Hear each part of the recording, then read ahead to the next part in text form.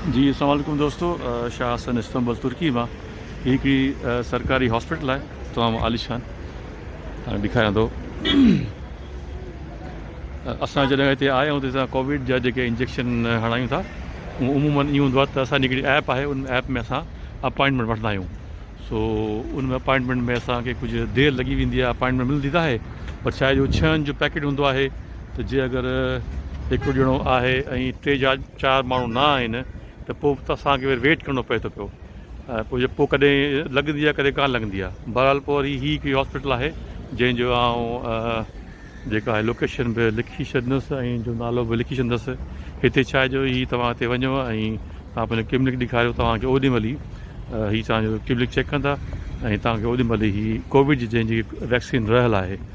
मुंहिंजी तक़रीबन कुझु वक़्तु रहिजी वई कंहिं वजह सां, पोइ उनजे करे आउं हिते आयुसि ऐं मूंखे उन्हनि में हणी छॾी ऐं उहा अपडेटेड थी आहे।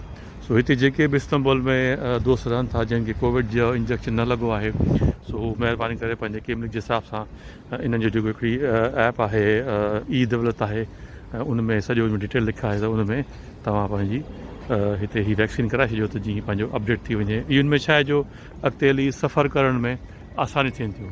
कुझु ईअं दोस्त असांजा पाकिस्तान मां हिते आया आहिनि, सो कुझु फ्लाइट में उन्हनि कोविड जो सिर्फ़ु कार्ड वरितो हो ऐं किन फ्लाइटनि वारनि कोन वरितो। सो कंहिं ॾे वरी कार्ड बि कोन हो जो वैक्सीन जो, सो उनजे ॾाढो उन्हनि खे प्रॉब्लम थियो। वरी पोइ उन्हनि खे यानी कोविड जो टेस्ट कराइणो पियो। सो वॾो हिकिड़ो लंबो चौड़ो प्रोसेस थी पियो। सो हीअ दोस्त हिते जेके दोस्त आहिनि उन्हनि जे लाइ हीअ आहे। सो ज़रूरु हिन हॉस्पिटल अचो, तव्हांखे बिना अपॉइंटमेंट जे हिते कोविड जो वैक्सीन जंहिंजी रहियल आहे या जंहिंखे नई हणाइणी आहे सो तव्हां हिते अची पंहिंजे हिते हणाए छॾियो।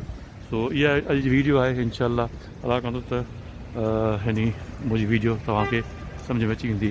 सो वरी महिरबानी शाह हसन इस्तंबुल मां पंहिंजो दुआउनि में यादि कजो।